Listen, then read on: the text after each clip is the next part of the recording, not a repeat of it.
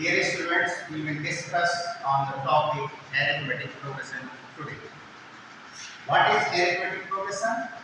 If the difference of two consecutive terms of a progression is constant, then it is called arithmetic progression. If the first term of the series is T1, second term is T2, third term is T3, and so on, then the common difference is T2 minus T. It is represented by T.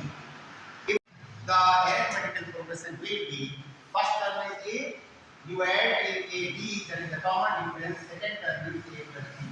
Third term will be A plus 2, and so on. The difference, common difference, T2 minus T. And the nth term of the series is Tn, that is equal to A plus n minus 1.